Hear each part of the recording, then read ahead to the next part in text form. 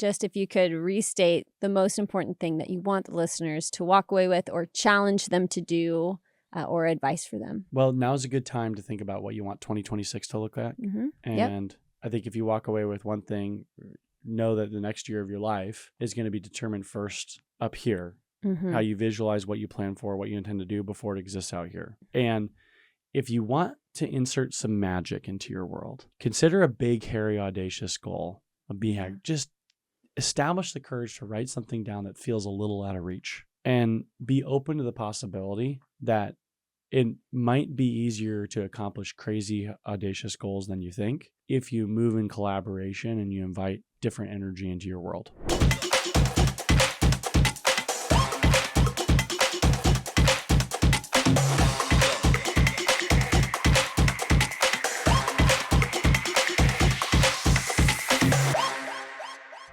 Hey, this is Jordan with Dirt to Sky Business Podcast. And thank you, Compass Visuals, for sponsoring this episode today. I'm here today with Tim Rist with Discover Oregon Real Estate. How are you? I'm fantastic. Happy Halloween. Yeah, happy Halloween. Glad to be here. Yeah. What are your plans for the day? You have a fun day planned, or is it just another work day? It's a work day, and if there's time for fun, we'll make it happen at the end. Yeah. Yep. Same here. So, well, thanks for traveling to Salem. You live a little ways away, so you made the journey. I appreciate that. I drive for a living and then do real estate on the side. So yeah, it's fine.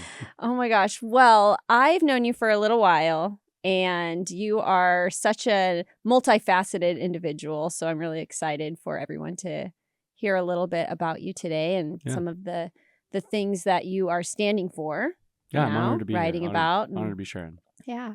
So tell us just a little bit about you growing up. Did you grow up around here? What's a little bit of your background before we dive in? Born and raised Oregon, pretty close to Brownsville, Oregon. Technically, it was Shed, Oregon. Yeah. But because we were closer to Brownsville, I prefer to say I'm from Brownsville. I don't know, sometimes better than Shed. But I was homeschooled, one of 8 kids. So I was number 5 and grew up with 10 people in a 4-bedroom house. A little small hobby farm on Powell Hills. And, those dynamics, those ingredients shaped a lot of my childhood. I would say that I grew up pretty quick. Long story short, ended up started college at 15. So really the conclusion of my adolescence was going to college from 15 to 19 and learning to run a business in order to pay for college during that time period. So you were functioning as an adult well before you were an adult. Yeah, I would say so.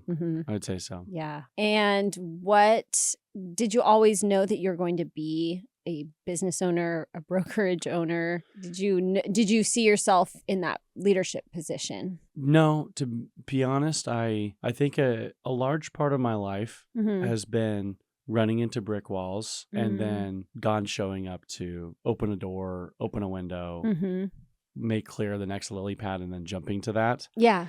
I think a lot of the process has just been making courageous decisions and then having a lot of, honestly, grace that filled in the gaps. Right. So it wasn't like this master roadmap plan. It was more, I think it was survival to then taking the chip on my shoulder and putting that to work in the form of probably workaholism. At 17 is when I really started my first business, painting houses. And I was a full-time student at Oregon State, while also, knocking on doors. This was in 2009. And so, there's stickers all over the place, houses going into foreclosure. And I guess I could say that was like my starting touch point into real estate was on the side of like seeing people needing to sell their home and like paint it before they put it on the market.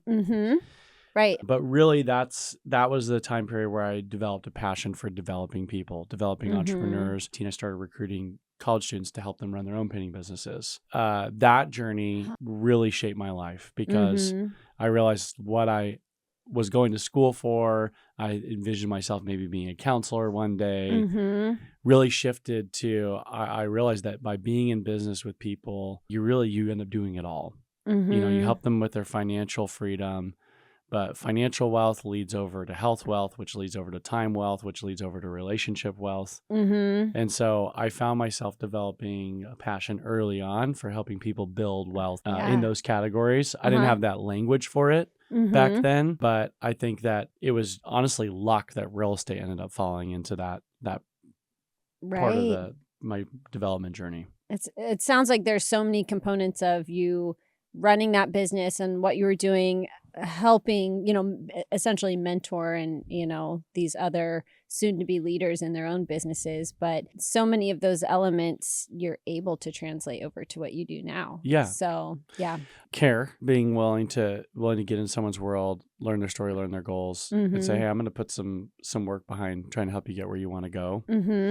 One of the notable stories is a gentleman who was probably one of my top managers. He was an engineering student at the time, and he kicked butt. Yeah. He was great, amazing problem solver. And he really showed me what was possible if I could take an A player and move them to an A+ player.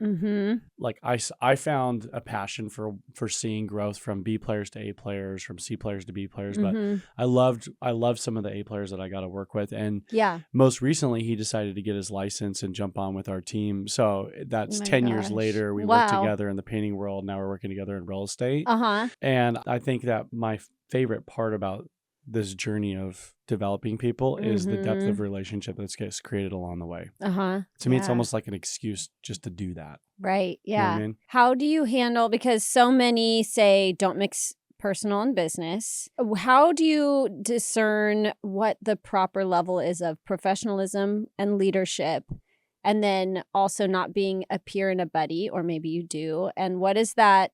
How do you find that balance? And what have you found? It's a tricky balance because when you're running a business, it's kind of, I've heard it said that there's like a teeter-totter between love on one side of the spectrum and results on the other. And so if you have a business relationship where there's a shared mission and no one's above that mission, so everyone realizes hey, our relationship is subsidiary to this mission, at least as it relates to working together in the business. Right. We do have this hat outside of it, which is we're fellow friends and comrades in life. But in a business relationship, if you have a lot of love, but there's not results to go with it, it creates resentment. Or it could go the other way. You have someone who's a great performer and there's lots of results, but there's not really a love or connection. They're just kind of showing up. That will also create resentment. So I think that the balance is just naming what are we balancing, and it's balancing a loving connection with an expectation and accountability around what are the shared results we're creating. I think with leading independent contractors, it's another level of nuance where, it's not that you're performing for me if you're an agent on my team. Really, it's I need to perform for you. In my mind, my most important clients are my agents. Right. And so I don't expect them to stay in partnership with me as a platform for their business if I can't uphold my end of the deal. And so I think it's just a clear, how do you maintain the balance? Well, you define it. What are the expectations we're going to have for each other? If someone's a part of our organization, then we have clarity of what they're getting for that trade-off. And then it's just the constant commitment to candor. The balance is not something you can just set in motion and then expect it'll be there. Right. Okay. It has to be maintained, right? So it's at any moment, things could teeter out of balance. And so the mechanism to prevent against that is the weekly commitment towards, there's a couple tools we've used. In the past, I called them brick checks, which is the idea of hey, if there's something that's off in the relationship, let's call it out before it turns into a wall. Because maybe one brick is not a problem, right? But 2 bricks starts to feel like it develops a bit of a gap. And by the time you get to 10 bricks deep, you're trying to deconstruct a wall, but you can't even see through to the other side. And I think that that's an analogy for all relationships. Right. But in business relationships where stakes are high, right, the possibility of offense is inevitable reality. So a long-winded answer to your question, how do you balance it? Candor. You just keep it real. Right. Expect the obstacles. Stay committed to open communication. Good contracts make good working relationships, just like good fences make good neighbors. And so I think that I know a lot of what not to do. Yeah.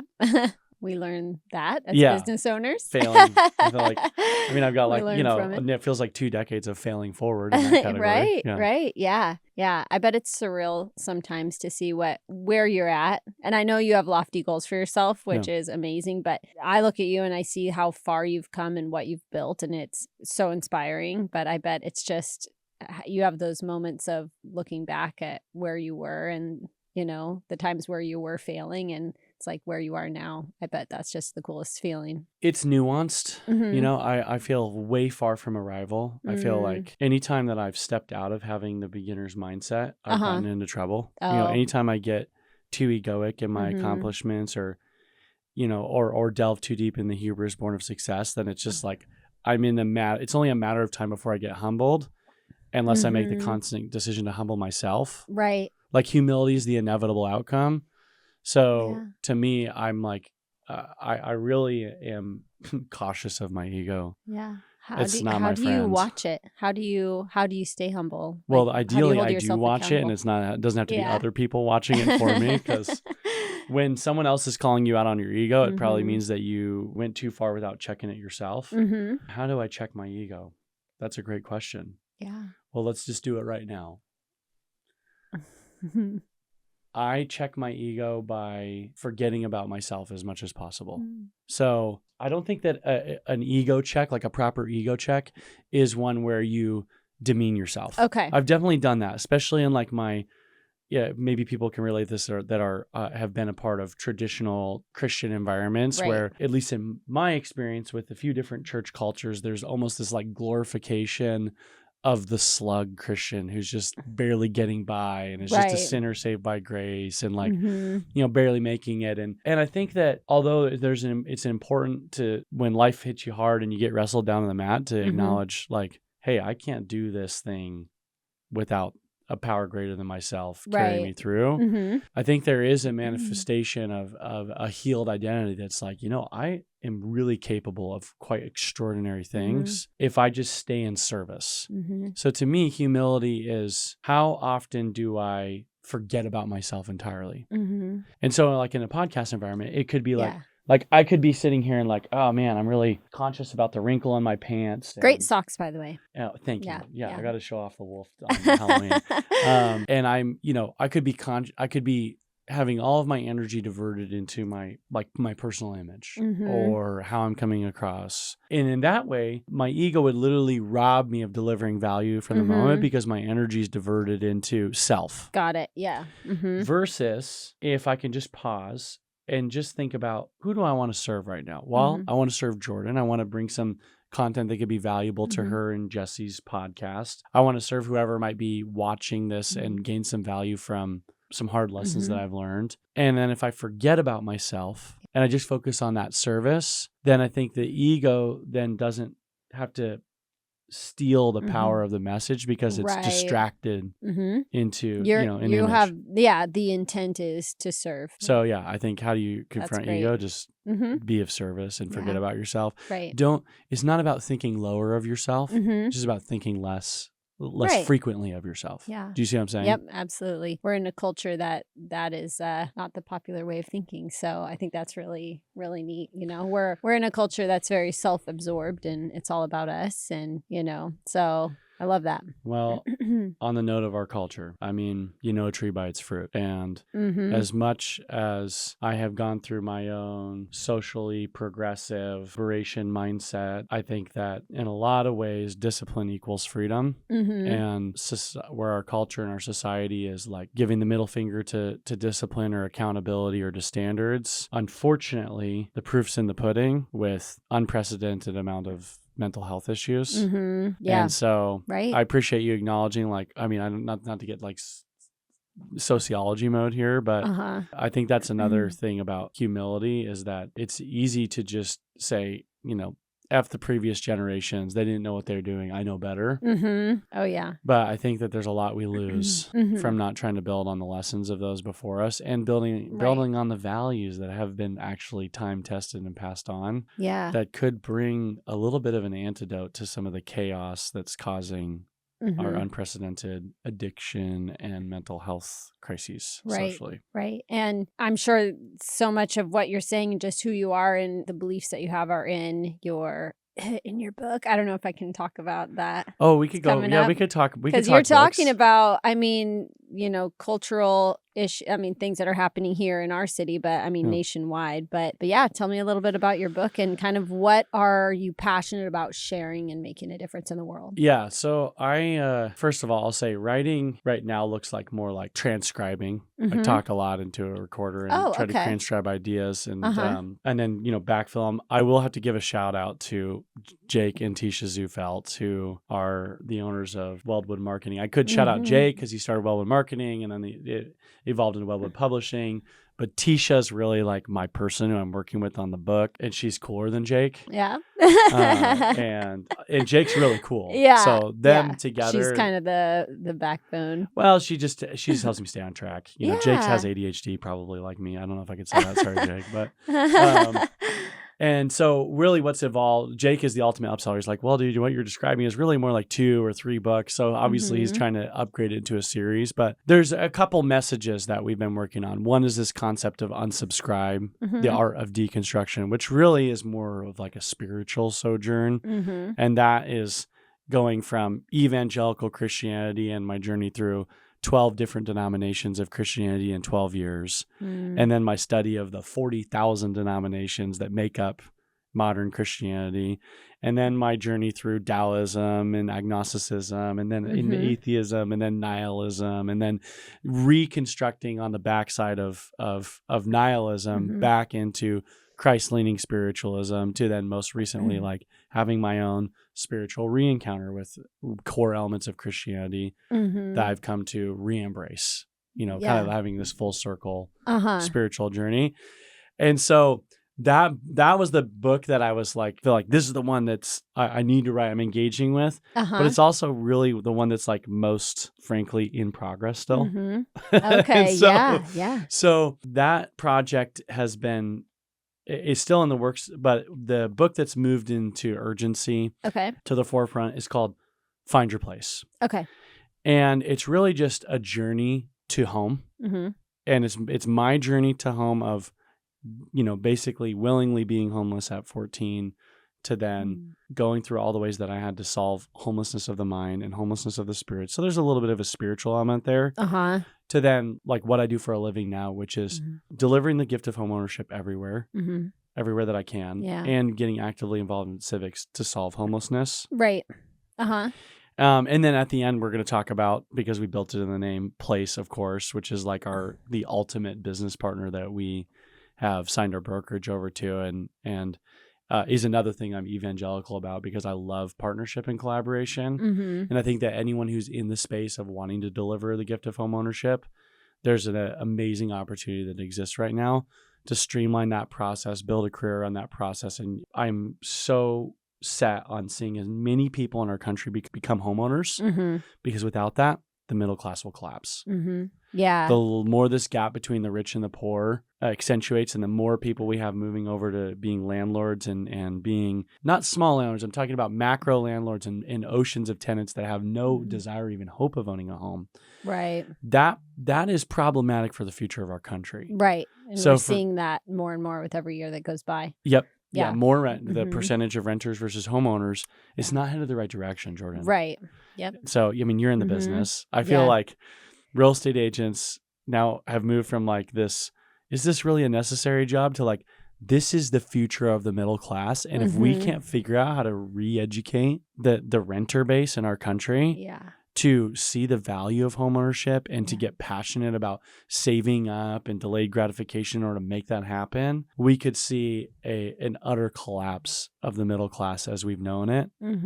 I don't want to be post-apocalyptic, but I will say that there's a real urgency for all of our fellow real estate professionals out there. Get dialed on how you talk about the gift of homeownership and to get really intentional about reaching out to folks that are currently renting, that don't believe they could own a home, but actually could. Right. Yeah. So you do a great absolutely. job at that, by the way. Thank you. I love your posts. You and Mike are like all the back time at like, you. We've done doing the videos Lord's together. Well, I mean, that's just it's deeper than real estate and sales. There's such a meaning to it to be able to be just a key part of somebody's life and something that affects them, their legacy, their children. It's just important. But you had mentioned, like, with this issue of homelessness, you have been, what did you say, civic duty? Like, what actions have you been taking? Because I really love that you mentioned that instead of just being one of those people on the sidelines that complain and don't actually do anything about it. Yeah. So talk a little bit about that, because that's really awesome. Well, I think it started for me of just being willing to have the courage of writing down the goal of I will have a meaningful impact on homelessness. Yeah. And then it's like Stephen Covey says, everything starts with first creation, second creation. And I know we're already boring some of our audience What's first creation members. and second creation? Well, I'm Jesse's over here yawning as we're talking about. Our studio audience is meditating our studio during audience this. needs to do a little meditation. So, first creation, second creation. Well, you guys have read Stephen Covey's 7 Habits of Highly Effective People. Yes. I presume. Oh, okay. So in that, he talks about beginning with the end in mind, but the concept that is that everything that exists on the planet started as a first creation in the mind of a person before it existed as a second creation. Okay. That means every problem that will ever be solved, that has ever been solved, started as a first creation. Got the it. first creation requires the most amount of courage. The second creation requires the most amount of gumption to act and the energy. But the courage is the prerequisite. Right. And so I just focused on that first. Like, I'm just going to have enough courage to write down a big, hairy, audacious goal that I don't quite know how I'll do it. Right. But I know that if I put the goal down, then the way might open its way up. This is my subconscious mind is my goal achiever. My conscious mind is my goal maker. Right. So I'm going to use my conscious mind to achieve my goals, and I'm going to lean into my powers of my subconscious mind to partner with the power that holds all of our atoms together. We're literally just energy vibrating, right? And what I believe, the God force that is like the undergirding love glue that is the safety net under all of life. And the more that we move into awareness of that and partner with that, we can do extraordinary things. So Martin Luther King, he had a dream. First creation in his mind. I have an idea. What is your first creation, that goal that you wrote down? Oh, thank you for keeping me on track. So we were talking about solving homelessness. And the first creation, I get a little sidetracked when I talk about Stephen Covey, was I will end homelessness in Corvallis. Okay. Yeah. Wow. And not but like I'll be a part of it. Right. But I will set this in motion. I'll do something. And then it moved to like, I can end homelessness in Oregon, to I can be a part of ending homelessness in our country, to I believe now in ending homelessness worldwide. So obviously this isn't a goal I can do individually. It's going to create a massive collaboration or team. But 2 doors opened up from that. I'm setting that in motion. Number 1, the actions started setting up of like, well, let's just start with what we can do. So we're just going to give to ending homelessness for kids and for animals. So we just started giving to Safe Haven, and we started giving to Jackson Street Youth Services and to other organizations supporting homeless youth. And then started serving on those boards, and things started opening up. Someone from the City of Corvallis called and said, hey, there's a gig opening up for the city to work on. One of the elements is supporting the solution for homelessness in Corvallis. They need a broker to help them spend the money. Oh, yeah. You should apply. That was a call made to me. Wow. Yeah. Right. So to me, that was another clue. Yes. That was kind of door. How some people call it God, some people call it the universe. Whatever your term is for that creative power that's like the active love force that's involved every day. I'm not so concerned about the syntax. I'm just evangelical about the existence of a good God that is like conspiring for the highest and best good for all things. And in my life, that looked like those phone calls started to happen. Not a door that I pushed open, but a door that opened up for me. Right. And then I had to do my part, which was like write up 100-page proposal to the City of Corvallis to say, here's why I should be your broker for the next 3 years. Right. And give all my stats and my meaning, and then show up and do the interviews and nail that. Like there was still work I had to do, but the door was open for me, and then I walked through it, and I won the contract to represent the City of Corvallis. Now I work with all branches of government for That is so fire chief, amazing. police chief. We've Uh-huh. got Parks and Rec closing on like a bike park next month potentially Wow. that they've been trying to get for 10 years. So like just bringing effectiveness and tenacity to those projects was a way I could serve in my part. Uh-huh. But I think how I see that, if I could answer the bigger question, which is like, what's the cause that I would like to put my fingerprint on, but also inspire others to be a part of? Right. It'd be this concept of what happens when you just commit to giving 1% of gross income. Start with that. And if you don't know what to give to, you set it aside in a fund for random acts of kindness. And you just start paying it forward at Starbucks or Dutch Brothers or your coffee of choice. Or you just surprise people. You just start dropping cash in people's pockets. Maybe it's an employee of that organization that you want to serve. And I think we have a chance, I call it the Curiosity Collective, a group of people that are audacious enough to think they might be able to change the world. And the only rite of passage to be a part of said community is just to believe that you could change the world with committing at least 1% of your gross income from all your businesses towards a cause or causes that matter to you. So for us, that's homelessness. We want to solve that. Right. So Door's going to direct 1% of that, of our income or more off the top towards different solutions for that. We're going to collaborate with the Boys and Girls Club because that's where we see it starting. Is like, hey, how do we create healthy kids that have a high value for belonging and a concept for home? We're going to support Jackson Street, which is doing an amazing job already showing up for homeless youth. There are organizations already solving this stuff. Yeah. Other people might have different projects, and we're just trying to inspire enough businesses across our state and across the country and eventually across the world to sign up for 1% of giving from gross. Because if you do the math on the GDP, and there's trillions of dollars of GDP moving in and out of our country, you pull off 1% of that, you're making a meaningful dent in homelessness worldwide, in world hunger, in clean water. And so I really think we're just a collective movement of generosity, even in just down to 1% away from changing the world. And I think if we can inspire enough people to catch on to that, and we inspire consumers to be, that's what we would look for, then we could, like has been done many times in the past with business, with women getting into business and getting involved in leadership, to what's happened in the social justice, everything that happened in the civil rights movement can continue happening today towards the biggest problems that face us. Like the actual fabric of our society, I think, is subject to change right now. Right. And I think one of those things is not actually relying on or waiting for the government to come solve these problems, but for all of us to step up and bring our small part of the solution. Right. Oof. As in the collective. That's going to be uncomfortable it's uncomfortable for, the average person that maybe has not been exposed to this spirit of giving and is still kind of caught up in the mine. I work for this. This is mine. That's going to be quite an adjustment. But have you come across people that you've introduced this mindset and this belief to and seen it transform them? Or I think I'm trying all the time to get people to see that you can't outgive God. You can't outgive love. As much as I'd love to think that I'm like this selfless, generous person, like the truth is I'm just a human. And I'm pursuing love, acceptance, and security. And I'm pursuing it, but I'm also just trying to be a factory of love, acceptance, and security. Right. So if I'm not plugged into source, then I get it. Like if I'm just like, and I've gone through seasons of real poverty mentality and real scarcity mindset. Right. Do you still struggle with that? 100% all the time. Yeah. And I mean, part of it is just growing up with lack. It manifests like I have a hard time not feeding every bite on my plate. Right. Like that's like a small example. Yeah. But I think that it is a spiritual thing. And maybe that's not a popular opinion, and everyone doesn't have to share that opinion. It's just my opinion that I think poverty it really starts as a thought, and it is an identity, and it's a spiritual problem that has physical manifestations.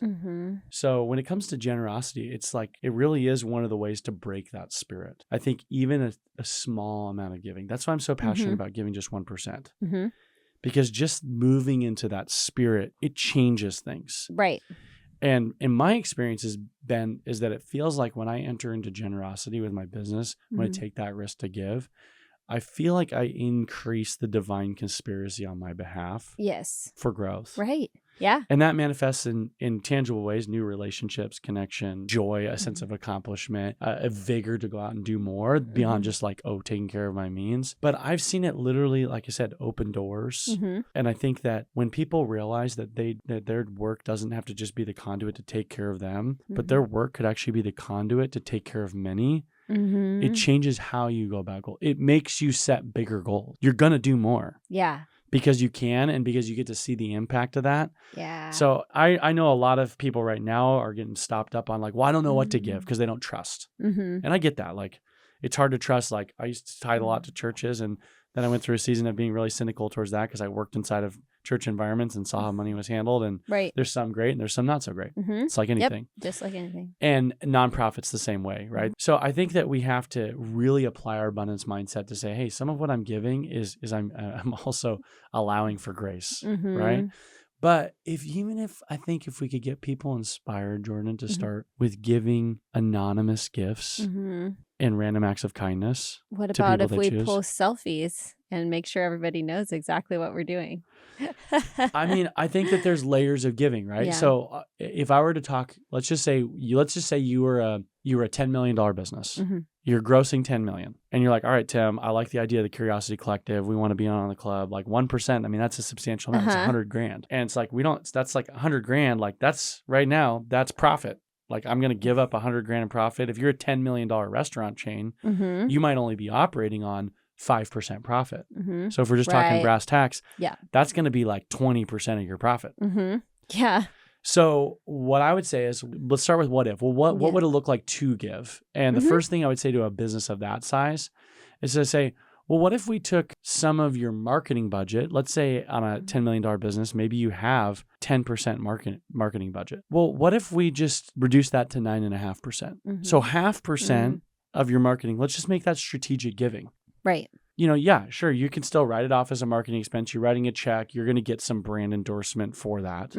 I think strategic giving is smart. Any kind of giving is better than nothing. But I think that there are 4 categories of giving that I would love to, just encourage people to think about how they can engage with this. And one of them is strategic giving, where you're taking the selfie, you're shouting it to the rooftops. That's fine if that you're inspires. Telling everybody what you're doing. You're and using people it do like knowing that their money is going towards something. So absolutely. You're using it for marketing. Yeah. Yeah. And I think that if that's where you've got to start, great. I think that's level 1. I think level 2 giving is where you give to a cause that matters to you, but you make it anonymous. And then I think level 3 giving is where you give to an individual who could have no way to repay you and have no way to give you anything back at all. Yeah, and it's truly pure generosity. Yeah. With You're not no looking business for recourse. Something. Yeah. And so I think if I were to encourage someone, if they wanted to give 1% of their income, I would encourage them to break it into like those 3 buckets. Yeah. Like, okay, well, let's start with a third strategic, but let's make a third of that, like a third of 1%, just to try it out. Just mess around and find out. Yeah. See what happens to your heart. Right. When you're randomly generous to a stranger. See what happens. I like it. Yeah. I think everybody listening to this should do it. I think what happens is you find that control that happens in poverty gets a little looser. Right. Yeah. That's my 2 cents on giving. So I love that. That's my plug. My shameless plug for the Curiosity Collective. I know I'm coming here as a chief visionary officer for DOOR. Right. But what I'm passionate about is my brokerage being a vehicle for inspiring people to give back in a manner that surprises them. Well, before we wrap up, just if you could restate the most important thing that you want the listeners to walk away with or challenge them to do or advice for them. Well, now's a good time to think about what you want 2026 to look like.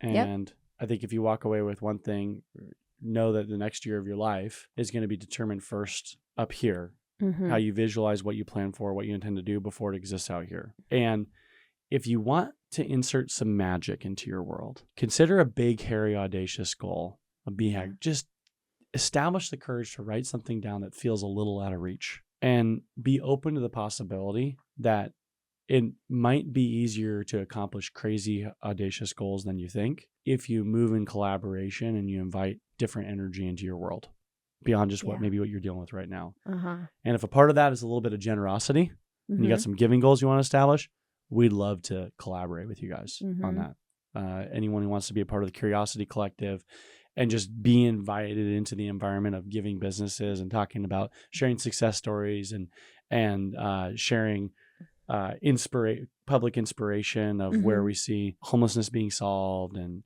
hunger being ended. Food's a big deal right now because we need more of it, and even clean water abroad. I mean, there's so many causes right now that just need a little bit of resource. So if that's the only thing you take away from this is to be inspired to just be a little bit more generous, then this will be been a great investment of time. Yeah. Wow. Powerful. Love it. Well, thank you so much. And how can people find you and find the Curiosity Collective, Door, you personally? How can they find you? So if you want to follow Instagram, just Rist_Tim. I'm just now doing more of it, partly because of you guys. Like I'm like, I guess the cool cats are on Instagram, so I guess we'll do that. Love it. We're on Facebook under Discover Oregon Real Estate, and we'll be launching a portal for stories and people to share for the Curiosity Collective coming soon. I think there's a website, curiositycollective.com. But I would say just if you guys want to talk, just send me a text. Awesome.